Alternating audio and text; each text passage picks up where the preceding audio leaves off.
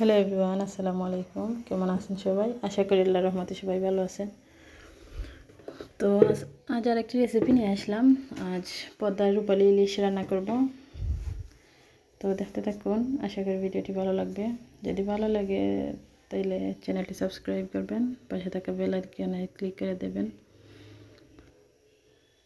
তো এই তো আমি ইলিশের লেজ নিয়েছি, 3 পিস ইলিশ নিয়েছি, এভাবে মাছ দিয়ে চিরচির করে কেটে। আর তার সাথে নিয়েছি টমেটো, 3-4টে ছোটো টমেটো নিয়েছি। আর সাথে ছিল কুচি করে রাখা পেঁয়াজ, ব্লেন্ড করে পেঁয়াজ এখানে দেইনি। আর এই তো প্রথমে মাছটাকে বেজে নেব, তার জন্য হালকা একটু লবণ হলুদ দিয়ে দিলাম। ভালো করে আলতো হাতে মাখিয়ে নেব।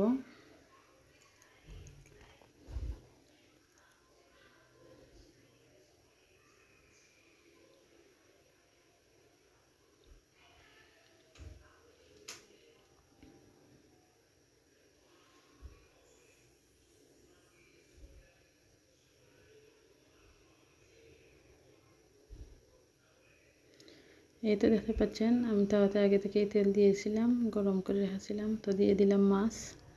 আর আসলে ইলিশ মাছটা ভাজতে খুবই ভালো লাগে, কারণ ইলিশ মাছটা ভাজতে গেলে খুব বেশি ফুটে না, আর তাছাড়া নিচ দিয়ে লেগে যায় না, খুবই সুন্দর করে ভাজা যায়, ভালোই লাগে। এত পেড়া নিতে হয় না অন্য মাছদের মতো। তো মাছ ভাজা শেষ। তো এই তো আরেকটি কড়াই বসিয়ে দিলাম তরকারি রান্নার জন্য। আর মাছ ভাজার তেল যে ছিল ওই তেল দিয়ে দিয়েছি। আর এই জন্য একটু কালচে বা হলুদ যে পুড়ে গিয়েছে, তাই এভাবে একটু কালো হয়ে আছে তেল। তো পরিমাণ মতো রসুন বাটা দিয়ে দেব। রসুনটাকে এভাবে ছেঁচে নিয়েছি।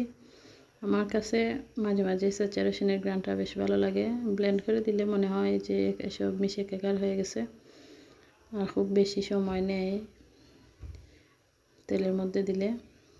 আর এখানে ব্লেন্ড করে নিইনি, পেঁয়াজ কুচি করে পেঁয়াজ নিয়েছি প্রায় হাফ বাটির মতো, আর সাথে টমেটো দিয়ে দিলাম। হালকা একটু ভাজা ভাজা করে নেব।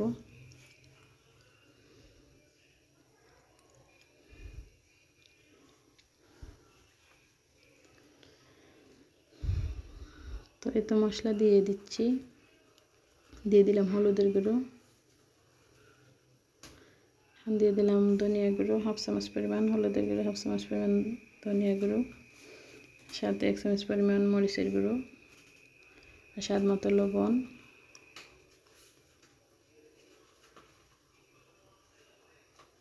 সাথে একটু পানি দিয়ে দিলাম যাতে মশলাটা পুড়ে না যায়। মশলাটাকে ভালো করে কষিয়ে নেব।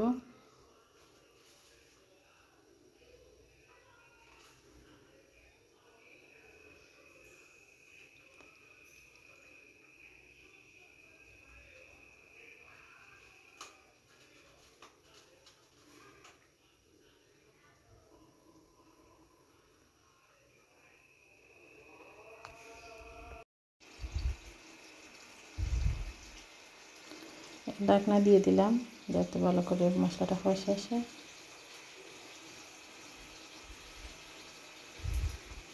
একটু নেড়ে চেড়ে দেব।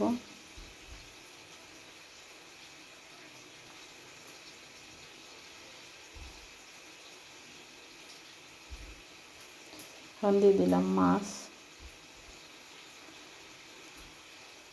একটু আগেই মাছ দিয়ে দিয়েছি, কারণ যাতে ইলিশের গন্ধটা ঝোলের মধ্যে যায়, তাই যত বেশি জাল করতে থাকবো মাছ থেকে গন্ধটা ঝোলের মধ্যে যাবে, তো তরকারিটা খেতে স্বাদ লাগবে। এই জন্য একটু আগে দিয়ে দিলাম। এই তো আবারও ঝোল দিয়ে দিয়েছি, আর একটু ঝোল দিয়ে দেব, কারণ ইলিশ মাছটাতে তো ঝোলি বেশ ভালো লাগে গ্রান করে, তাই দিয়ে দিলাম। ফুটে এখন ঢাকনা দিয়ে দেব, দিয়ে ভালো করে ফুটে আসলে তারপর নামিয়ে নেব। আর এই ছিল আজকের রেসিপি, রান্নাবান্নার রেসিপি। আশা করি আপনাদের ভালো লাগবে। যদি ভালো লাগে তাহলে লাইক কমেন্ট শেয়ার করবেন। ভালো থাকবেন সবাই।